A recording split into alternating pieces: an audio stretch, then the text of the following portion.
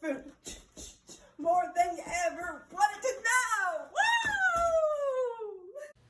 Hi everybody, welcome. This is Debbie from Food, All You Never Wanted to Know. And we're going to talk just a little bit today about why you should store some food. Now, why prepare? We are not doomsday preppers.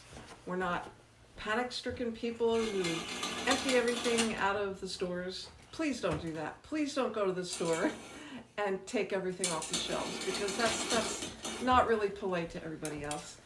Anyway, you may remember what happened several years ago. It was in 2019. A man and his dog got stuck in their car during a winter storm. And all that he had with him was packets of fire sauce from a fast food restaurant or something. And he was able to keep from freezing by turning his car on periodically. But he got really hungry and really tired of hot sauce. So anyway, I'd like to talk just for a minute about this book. And you see, this is a very worn book. The Long Winter, one of the Little House on the Prairie books. And you probably are familiar with at least Little House on the Prairie.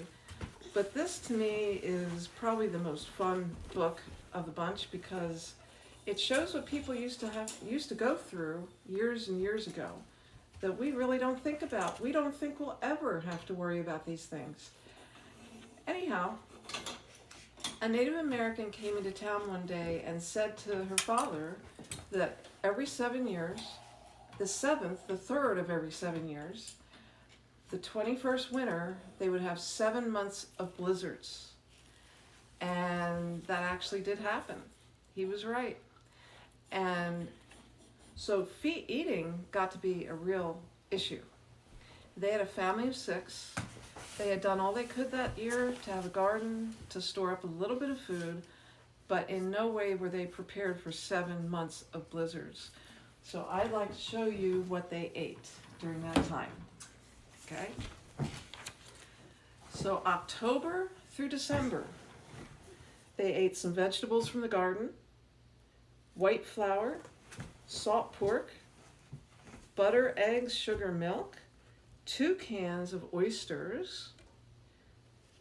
That's all they had to eat for October through December. Then in January, what happened?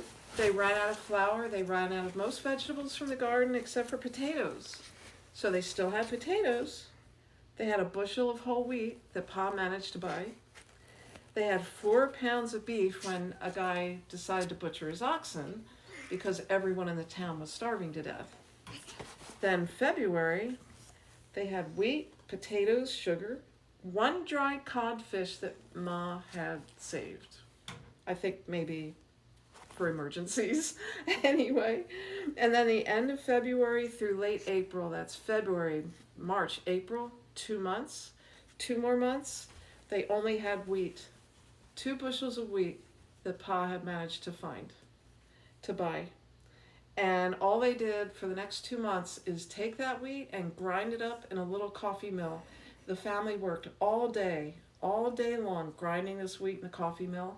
And they would make 1 single loaf of one single loaf of bread for their family. For a family of 6, that's all they ate. They survived, but I wouldn't say they were healthy. And that's just a thought to us who are living in this modern age. We're used to buying things in the store. We're used to having money. We're used to having food ready when we want to buy it. Well, I'm not saying that anything like this will ever happen, but there may be times when you can't get to the store because of a snowstorm or flooding or something might happen. And it's really important to remember not to panic, not to do anything that you'll be ashamed of later, but to do a little bit of food storage so that you have that in times of need. And I'd like to sign off. Please subscribe to Food All You Never Wanted to Know and share. Thanks, and like.